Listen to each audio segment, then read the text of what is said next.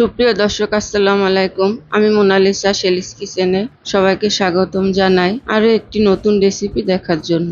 আজ আমি পারফেক্ট ভুনা খিচুড়ি রেসিপি আপনাদের সাথে শেয়ার করব।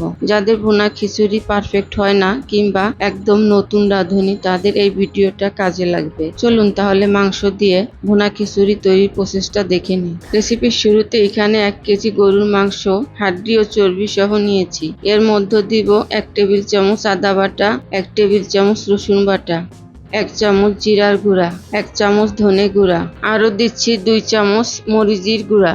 ঝাল এখানে আপনাদের টেস্ট অনুযায়ী দিবেন। স্বাদ মতো লবণ, হলুদ গুঁড়া 1 চামচ, 1 কাপ বেরেস্তা করা তেল হাফ কাপ, হাফ চামচ গরম মশলা গুঁড়া। এই গরম মশলা গুঁড়া আগেই আপনাদের সাথে শেয়ার করেছি, ডেসক্রিপশন বক্সে লিংক দেওয়া আছে। আপনাদের এখানে বাজার থেকে কিনা গরম গুঁড়া মশলা দিলে 1 চামচ দিবেন। সব উপকরণ হাত দিয়ে ভালোভাবে মাখাবো। ভালোভাবে মাখানো হলে 1 ঘন্টা রেস্টে রেখে দিব। আপনারা চাইলে সরাসরি রান্না করতে পারেন। এবার চুলায় প্যান বসিয়ে হাফ কাপ মুগ ডাল হালকা ব্রাউন করে ভাজবো। ডালের কালার চেঞ্জ হলে এবং সুন্দর একটা ফ্লেভার আসলে এই পর্যায়ে নামিয়ে নিব। এরপর অন্য প্যানে হাফ কাপ সাদা তেল গরম করে তার মধ্যে দিব 1টি কালো এলাচ, 5-6টি লবঙ্গ, 2টি তেজপাতা, সাদা কালো গোলমরিচ 20-22টি, দারুচিনি 2 টুকরা, সাদা এলাচ 3টি। একটু ভাজবো, এতে সুন্দর একটা ফ্লেভার আসবে। আমি এখানে এলাচের মুখ একটু ফাটিয়ে নিয়েছি। হাফ কাপ পেঁয়াজ কুচি দিয়ে হালকা ব্রাউন করে ভাজবো।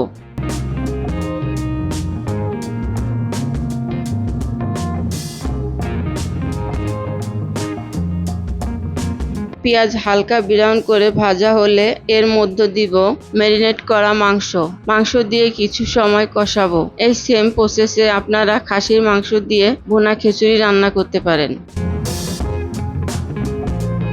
4-5টি কাঁচামরিচ দিব।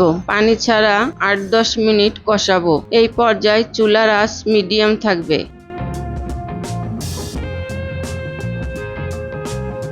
8-10 মিনিট কষানোর পর মশলার বাটি ধুয়ে অল্প পরিমাণ পানি দিব। আরো কিছু সময় ঢেকে কষাবো আর ঢাকনা খুলে মাঝে মাঝে নেড়ে দিব যাতে নিচে লেগে না যায়। পানি শুকিয়ে আসলে এই পর্যায়ে হাফ কাপ গরম পানি দিয়ে মিশিয়ে ঢেকে দিব সিদ্ধ হওয়ার জন্য।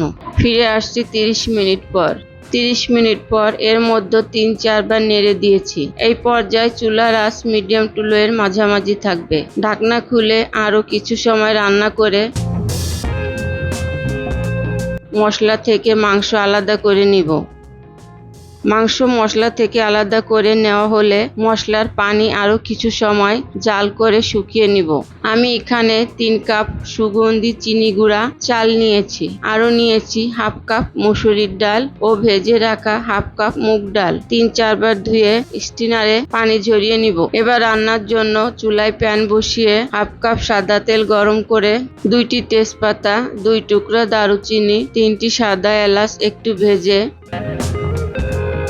পানি ঝরানো চাল ডাল দিয়ে স্বাদমতো লবণ ও হাফ চামচ হলুদ গুঁড়া দিয়ে ভালোভাবে মেশাবো। চাল 3-4 মিনিট ভাজবো। চুলার আঁচ মিডিয়াম টু লো এর মাঝামাঝি থাকবে।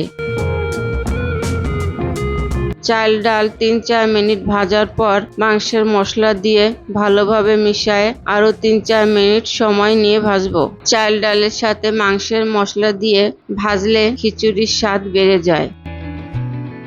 যখন সুন্দর একটা ফ্লেভার আসবে এবং হালকা ঝনঝন শব্দ হবে, এই পর্যায়ে গরম পানি দিয়ে মিশাবো।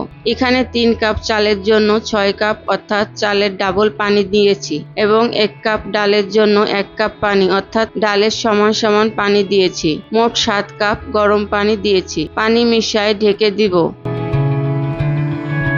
পানি শুকিয়ে আসলে ঢাকনা খুলে নেড়েচেড়ে রান্না করা মাংস দিয়ে ভালোভাবে মিশাবো। চাল ডালের সাথে মাংস ভালোভাবে মিশানো হলে 10 মিনিটের জন্য ঢেকে দিব। এই পর্যায়ে চুলার আঁচ কমিয়ে দিব।